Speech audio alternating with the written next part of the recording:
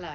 So if you're watching this and you're interested in extending your psychology knowledge beyond the AQA psychology spec. So today I'm going to talk about social influence research, but not what you need to know on the spec, obviously. So you know Zimbardo's name, Milgram's named, Ash's named.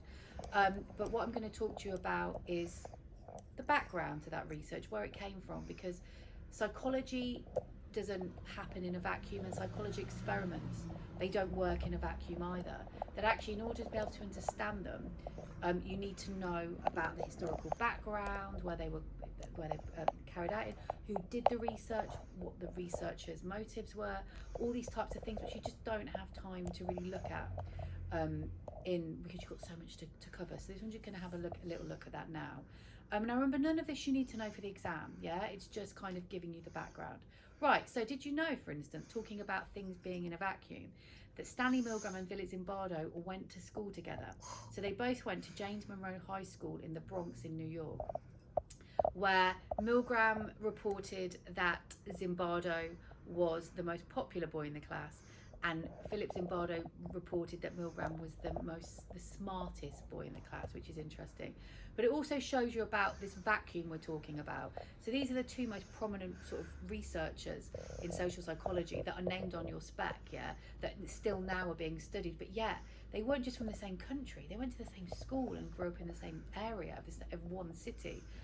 Which again makes you think about kind of that. So why were the prominent researchers around that time, so there were lots of American researchers? Well, it's because there was really generous funding. So in the decades after the Second World War, so you know, finished in 1945, so the 50s and 60s and even into the 70s, there were lots of questions that people wanted answered, and so therefore there was this funding, and that is where Milgram and Zimbardo, came into this. Now Milgram started his research in 1961, and it wasn't a coincidence that at the same time, so April the 11th, 1961, Adolf Eichmann, who was a prominent sort of a Nazi war criminal, went on trial. And it was televised, it was broadcast around the world, and Milgram was really, really interested, and part of the reason he did his research was to look and try to explain the atrocities of the Holocaust. Now at the same time, actually, Hannah Arendt, who also was from New York, was there. She was a historian. She was there at the trial, and she reported that Adolf Eichmann was bland and boring and an ordinary man. And it started discussions about the banality of evil, and Milgram talking about this agentic state, about all these different types of things, and that was the basis for Milgram's research. He also was also interested in things that were currently going on in America, so the Vietnam War, yeah, and he extended his research to explain that. So in 1968, so kind of now 7 years after the start of Milgram's research, there were 500,000 troops in Vietnam. There were 40,000 American soldiers who died at that point, 250,000 wounded, and it was prominent in America. It was what people were talking about and thinking about.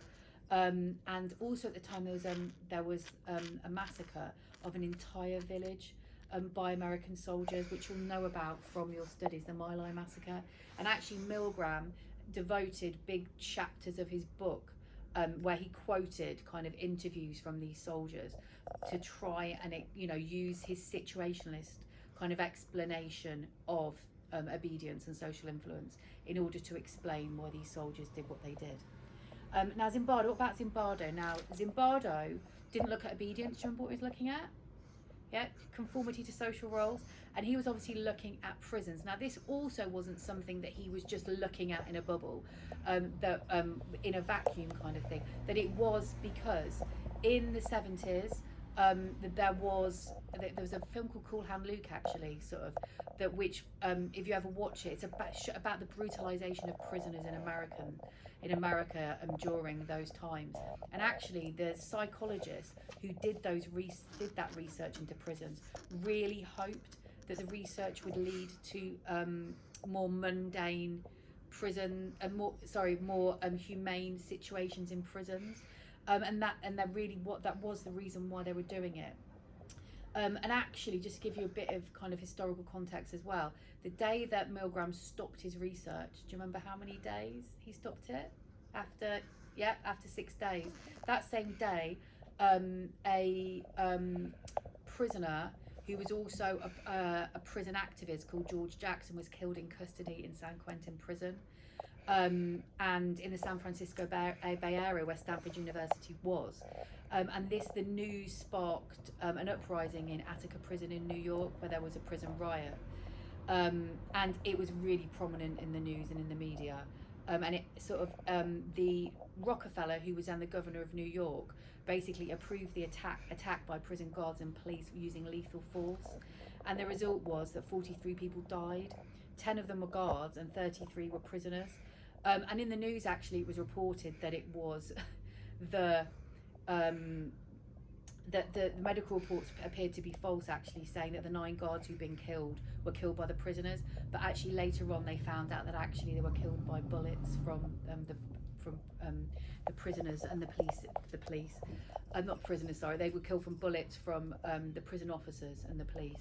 And so it was prominent in the media at the time, and it was prominent. So it was just to show you that there, you know, there is a background to this research, and there is a reason why it's done, and it's things that you need to consider, you know, about this, and about, you know, the biases, but also about the important applications to society and to the world.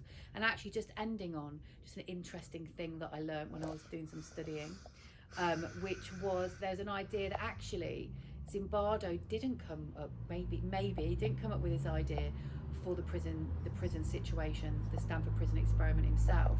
And in fact, apparently some of his students had set up a similar situation in their dorms. They'd set up a prison and ran it, and actually he'd used those students' ideas to create his own research. I know. So that you know, these are the things that you just don't hear about when you're kind of learning on the spec. It maybe gives you some ideas about, you know, Milgram saying that Zimbardo was the most popular in the class, and you know, this idea of fame and fortune, which is linked to psychology. Anyway, so yeah, that's just a little bit of a background on the social influence research that you've been learning. So we're gonna, you know, there'll be some other clips on social influence. So I'm hoping to do one on Festinger, who's another prominent social influence researcher, which isn't on your spec at all, but is really fascinating and has lots of applications. We'll also do lots of other things as well. We'll look at attachment, we'll look at cognitive psychology, and we'll look at things that are beyond the spec, and we'll find out things that you're interested in and extend those as well. Brilliant, thanks.